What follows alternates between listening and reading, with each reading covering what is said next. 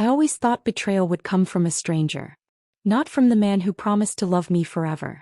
And certainly not from the sister I once protected like my own child.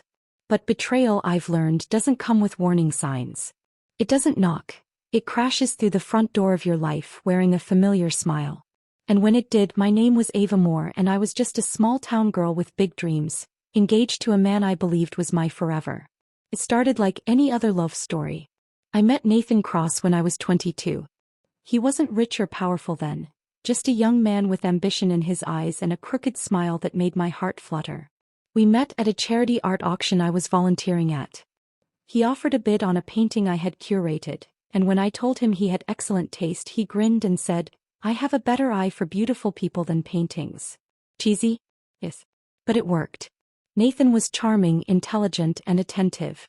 We fell hard and fast, and within 2 years he proposed. He gave me a delicate diamond ring, nothing too grand but enough to make my heart race. We began planning a modest wedding. My sister Emma offered to help. She smiled when she said, "You've always been the lucky one, Ava. You got the man in the perfect life." I didn't think much of it. If only I had. Emma had always lived in my shadow, or so she believed. I was the responsible one, the one who cleaned up after our mother's mess, who paid the bills when Emma maxed out her credit cards. She had a habit of running through men like water and blamed everyone but herself for her broken relationships. But I loved her. She was family. So when she started spending more time with Nathan, I assumed she was just trying to help. I was wrong. It happened on a Sunday. I was finalizing the guest list when Nathan walked into our apartment with the look of someone who had already made a decision.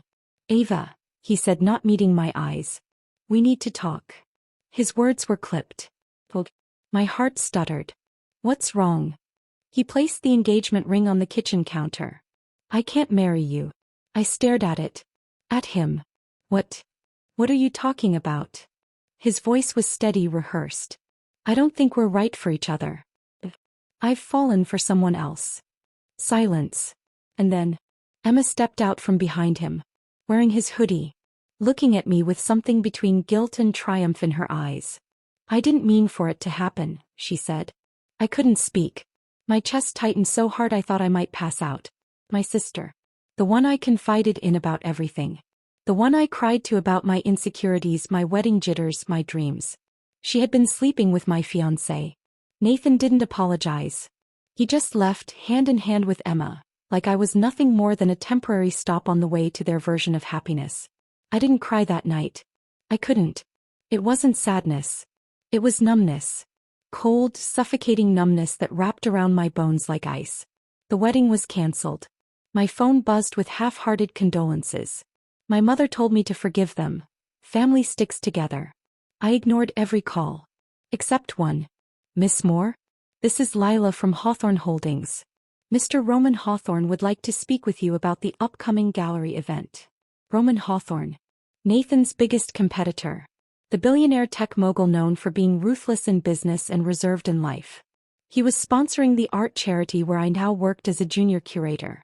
I agreed to meet him mostly to distract myself from the mess my life had become. The first time I saw Roman, I understood why people called him the Iceman. Impeccably dressed. Dark, unreadable eyes. He extended a hand and said, "You're the woman who convinced 3 of my board members to donate more than their monthly salaries." I shrugged. Art has that effect on people.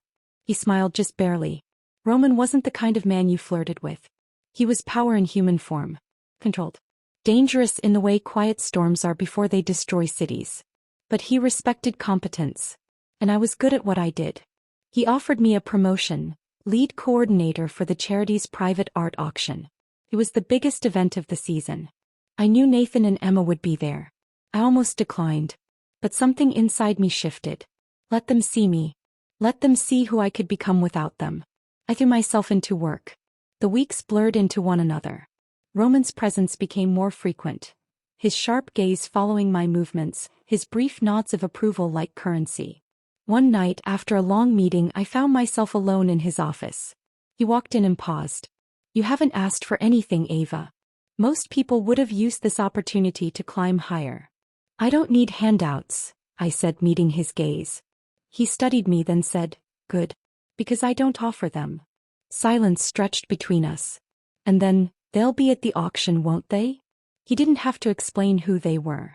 I nodded. They'll be front row. Do you want them there? I want them to see they didn't break me.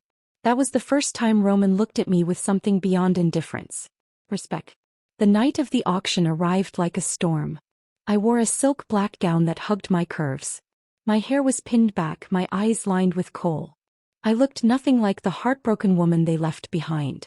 Nathan walked in with Emma clinging to his arm. He paused when he saw me. I didn't flinch. I turned, whispered something to Roman, and he offered me his arm. We walked past them like they were strangers. Emma's smile faltered. Nathan's jaw clenched. Later that night, Roman leaned close and murmured, "If you want revenge, Ava, there are better ways." I raised an eyebrow. "What did you have in mind?" He smirked. "Let's just say, I don't like being second to Nathan Cross."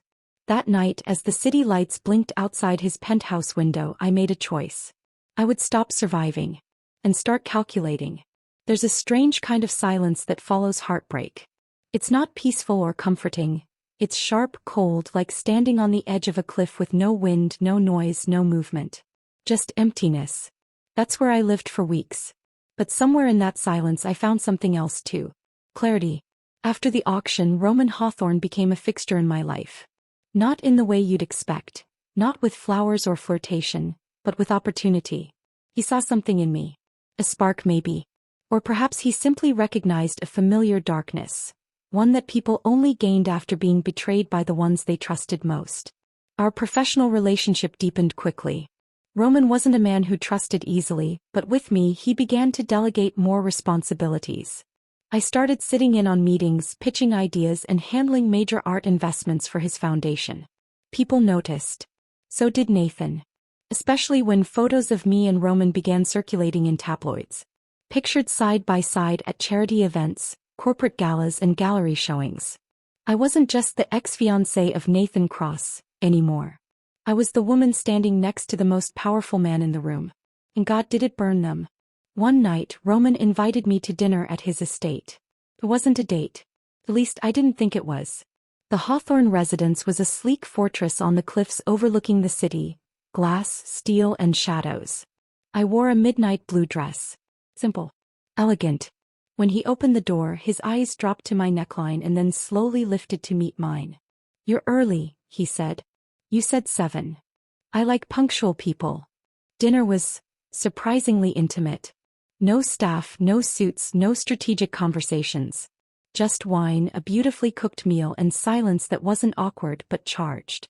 He studied me over the rim of his glass. "Why haven't you asked me for anything?" I tilted my head.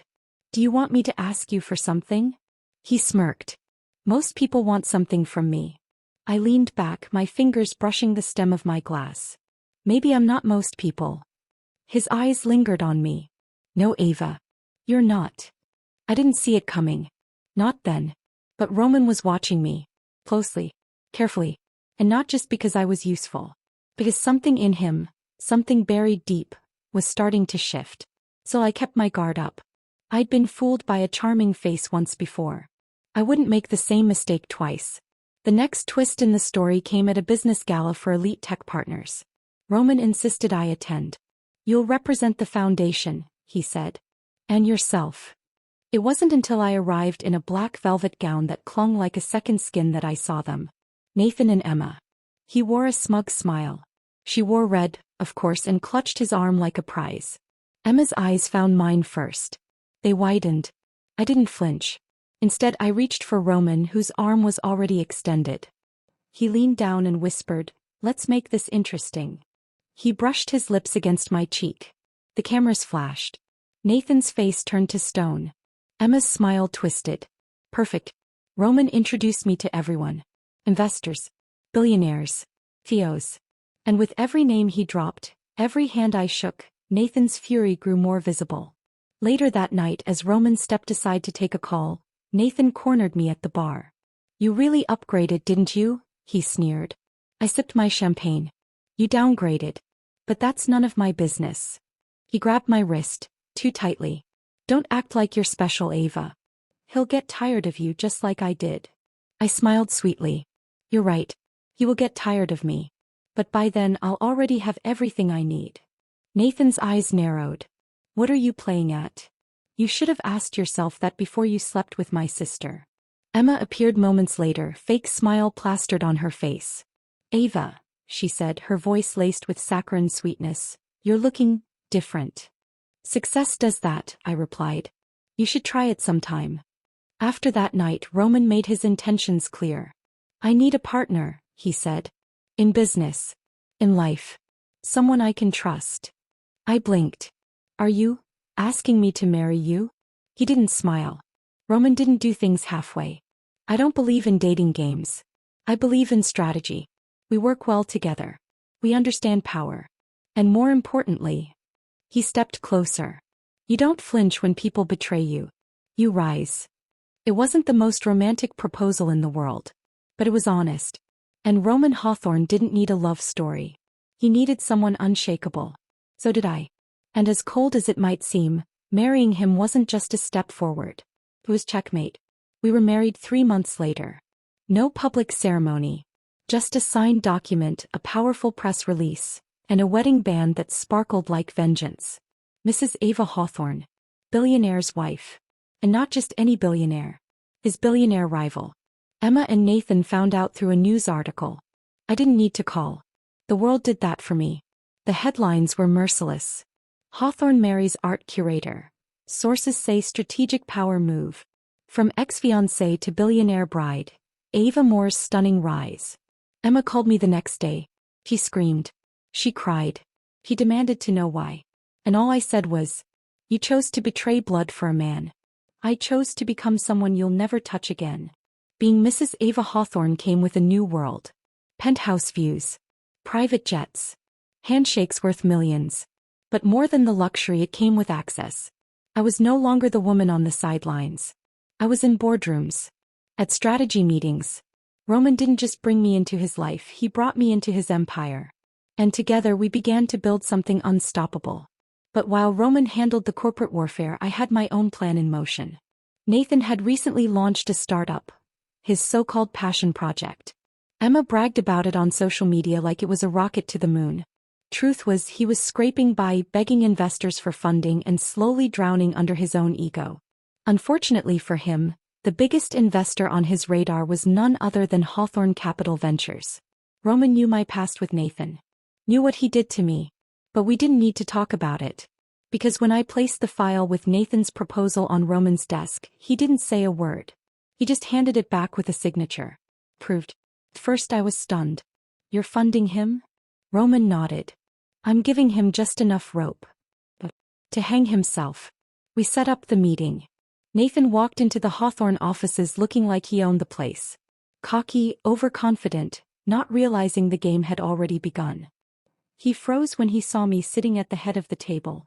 Ava, he muttered. Mrs. Hawthorne, I corrected without even looking up from my folder.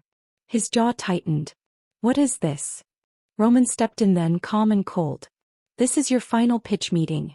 You have 5 minutes. Nathan swallowed and tried to compose himself. But his hands trembled as he presented his projections, all smoke and mirrors. I watched. Silent. Calculating. Then Roman spoke. We'll fund the first round. Nathan's eyes lit up. But on one condition, I said, standing. His gaze flicked to mine. What? You relinquish majority control. Your board will now include 3 Hawthorne executives. That's, he hesitated, panic crawling into his voice. That's not what we agreed. You either take the offer, I said smoothly, or you walk out with nothing. He looked at Roman, who didn't blink. And then at me. I loved you, he said quietly, almost as if that would change anything. I smiled. That's cute. He signed. Emma came to see me 3 days later. She waited in the lobby, uninvited, dressed in designer knockoffs, pretending she still belonged in my world. He didn't. I can't believe you'd stoop this low, she hissed as I walked past her. Funny, I said, pausing. I was thinking the same about you 2 years ago. You stole him back just to destroy him? I turned, looking her in the eye. I didn't steal anything. You handed him over wrapped in betrayal. I simply made sure he got what he deserved. Emma's mask cracked then. He's falling apart, Ava. You made him think he had hope and then ripped it away. No, Emma, I said softly. He did that when he chose you. But this story wasn't about just punishing them. It was about redefining myself. And I wasn't finished. Because while Nathan crumbled under the pressure of being a puppet in a world he didn't understand, I began rebuilding something far greater than revenge. My own brand. With Roman's support, I launched an art tech initiative, bridging digital innovation with emerging artists from underrepresented backgrounds. It gained traction fast. Media buzzed. Investors called. Galleries across the globe wanted in. And just like that, I wasn't Mrs. Hawthorne. I was Ava Moore Hawthorne. Independent.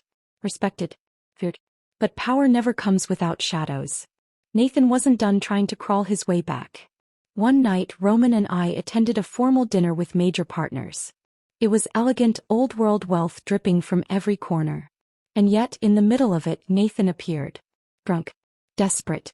He crashed the event, storming through the crowd until he stood between me and Roman. You think this makes you better than me? He spat, pointing at my wedding ring. Roman didn't move. He didn't need to. I stepped forward. No, I said. This makes me free of you. I gave you everything, he slurred. No, I corrected. You gave me a reason to become untouchable. Security took him away. But his words echoed in my mind, not with pain, with satisfaction. Because the man who once broke me now couldn't even stand straight in a room I owned. Later that night, as Roman and I walked out under the stars, he said, "You didn't have to do all this just for revenge." I didn't, I replied. But it's a nice bonus. He smiled faintly. You're dangerous. I had good teachers, I said, slipping my arm through his. And we walked on. Because the past no longer held me. The man I once loved had become a footnote. And the sister who betrayed me? She was now just another bitter onlooker in a life she could never afford. There's something terrifying about watching a man realize he's no longer the main character in your story. Especially when he once believed you couldn't survive without him. Nathan always thought I'd come crawling back. That his betrayal would break me. That I'd be the one haunted by regret. But as the days passed and the media headlines praised Ava Moore Hawthorne for revolutionizing art tech, it wasn't regret that consumed him. It was irrelevance. And that was the beginning of his downfall. After Nathan signed over majority control of his company, Roman and I began peeling it apart slowly, publicly, strategically, and legally. But it wasn't out of spite. It was business. He had built his entire startup on inflated numbers and smoke. Our job was to clean it up, which meant slicing off the dead weight. And that included him. He was removed as CEO within 2 months. We did it in a boardroom packed with executives and shareholders, some of whom he'd tried to charm just a year ago. I was seated at the head of the table when it happened. He barged in, furious, shouting across the glass walls. You planned this from the beginning, didn't you? I didn't even raise my voice. We're restructuring. Your leadership was inefficient. You mean you're taking everything from me? Roman stood beside me, his voice calm but firm. You gave it to us, Mr. Cross. We just made it profitable. Nathan looked at me with eyes that no longer held power, only desperation. You can't do this. I already have. Emma showed up 2 days later. She pushed past my assistant and barged into my office like she still belonged somewhere in my life. What are you doing to him? She demanded. I leaned back in my chair, perfectly calm. Business. Don't give me that cold-hearted act, Ava. He's depressed. He barely eats. He cheated. I cut in. On me. With you. Forgive me if I don't weep for his ruined dreams. Her lips trembled. He was everything to me. I stood slowly, walked to her and said with quiet venom, then you should have protected him instead of helping destroy me. I didn't mean to. But you did. And now I'm exactly who you never wanted me to become. The trap was already set. The next phase was personal. Because while Nathan still had access to his name, he tried to launch a new venture. Something small but with potential. He started reaching out to former contacts. Begging for support. Loans. Meetings. Unfortunately for him, Roman and I controlled most of those doors. Behind the scenes, we ensured every investor knew the truth. Nathan Cross was not a visionary. He was a liability. Every pitch he made was declined. Every opportunity quietly closed off. He spiraled, fast. The man who once stood in $1,000 suits and smirked at me across candlelit dinners was now hurling empty whiskey bottles in a downtown apartment barely held together by unpaid rent. And I was on the cover of Forbes Woman as the unexpected powerhouse of the year. But the final blow? That came during the Hawthorne Winter Gala. An event Roman and I hosted annually, where the elite gathered under crystal chandeliers and gold-lined ceilings. We sent Emma and Nathan invitations. Formal, embossed, impossible to ignore. They came. Emma in borrowed designer. Nathan in a tuxedo 2 sizes too big for the man he used to be. The moment they entered, cameras flashed. The irony? No one recognized them. They were nobodies now, shadows at an event they once would have used to brag. And I stood center stage as Roman handed me the mic. Tonight, he announced, is about celebrating those who rise despite the odds. Those who were counted out, overlooked, underestimated. He looked directly at me. But never broken. Applause thundered. I stepped forward, took the mic and smiled at a sea of powerful faces. I used to think betrayal was the end of a story, I said. Now I know it's just the beginning of a better one. Nathan turned to leave. Emma followed, her heels clicking against the marble like regret echoing behind her. And I toasted to their retreat. Later that night, Roman and I stood on the rooftop balcony, city lights flickering below. You did it, he said quietly. No, I said, we did. He looked at me then, not like a business partner, like something more. You know, he said, when I married you I expected strength. But not this. What? He brushed a strand of hair behind my ear. Not someone who could turn her scars into swords.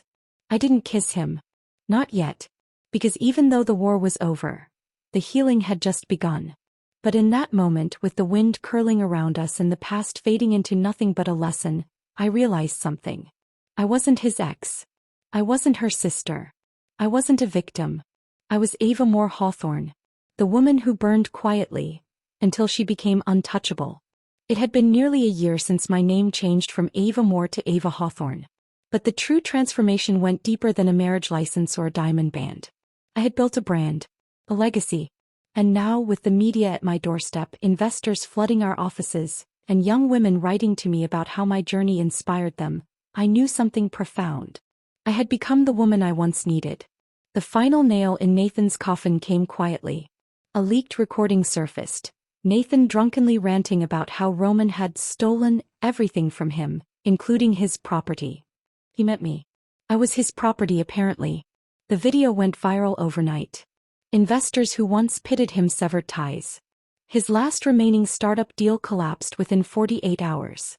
And just like that, Nathan Cross, the man who once smirked while walking out of our shared apartment holding my sister's hand, was reduced to a cautionary tale in business blogs and whispered conversations. But I didn't celebrate. Not this time. Because he no longer mattered. And neither did she. Emma, to no one's surprise, left Nathan when the money ran out. She called me. This time her voice was smaller. Can we talk? She asked. I didn't answer immediately. I didn't owe her forgiveness. Or closure. Or grace. But I gave her one meeting. We met at a quiet cafe on the edge of the city.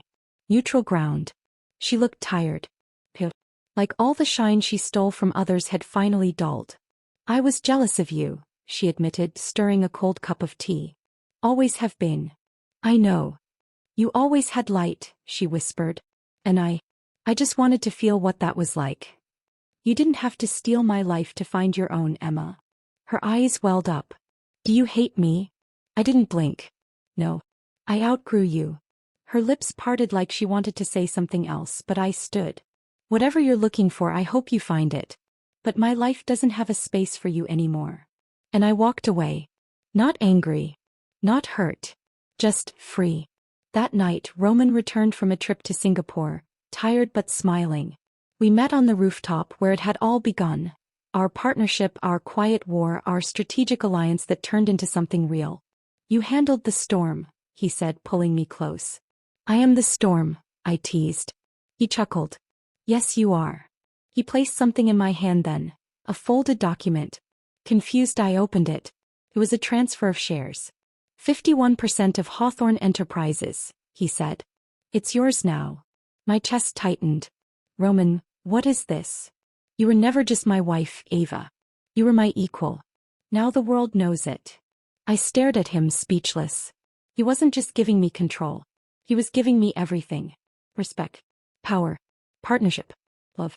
The real kind. The kind that doesn't need validation, the kind that builds, protects, and endures. A month later, I gave a keynote at an international women's summit. The room was filled with executives, entrepreneurs, and young women looking for fire in a world that often tried to snuff it out. I stood on stage, sleek and steady in a white power suit, and began. 2 years ago, I was left at the edge of a wedding aisle by a man I thought I loved, and the sister I thought I knew. I was told I'd never recover, that I was replaceable, that my life would unravel without them. I paused, letting the silence fill the space. But some women aren't made to be rescued.